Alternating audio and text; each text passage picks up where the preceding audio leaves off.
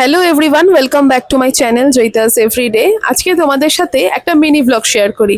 সকালবেলা উঠে রেডি হয়ে চলে যাচ্ছি টিচার্স ডে সেলিব্রেশনে। আমরা দুজনেই কিন্তু যাচ্ছিলাম। আর যাচ্ছি কোথায় জানো? যেখানে রোজ সকালবেলা আমি রীতিমতন ঘাম ঝরাতে যাই, সেই জায়গাটায়, মানে জুম্বা অ্যান্ড ইয়োগা সেন্টারে। এই রাস্তা দিয়ে গেলে স্টেশনের পাশেই আমাদের সেন্টার।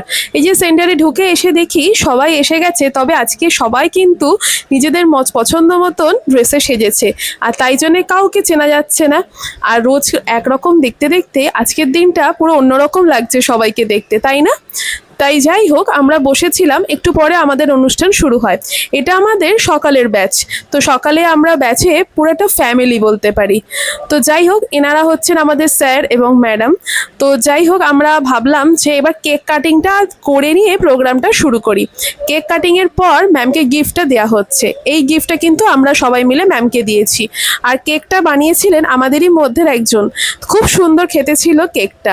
যাই, এবার কেকটা কাটা যেই হয়ে গেল, সঙ্গে সঙ্গে আমাদের অনুষ্ঠান, উদ্বোধনী সঙ্গীত দিয়ে অনুষ্ঠান শুরু হলো।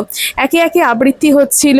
তারপরে দুটো আবৃত্তির পর ভাবলাম এবার আমরা কিছু ব্যাপারে স্পিচ শুনি। একটু নাচ তো করতেই হবে। তো ডান্সে এই যে আমি বা বাদ থাকি কেন। যাই হোক, ওখানে গিয়ে আমি নাচ টাচ করে ফেলার পর আমার দেখা দেখি আমারই এক বন্ধু, সে উঠে নাচ করতে শুরু করেছে। এরপর আমরা একটু রিভিউ দিয়ে নিচ্ছিলাম মুনলাইট ইয়োগা সেন্টারের ব্যাপারে। ফাইনালি আমাদের প্রোগ্রাম শেষ, এবার বাড়ি ফেরার ফেলা। বলো তো কেমন লাগলো আজকের ব্লগটা?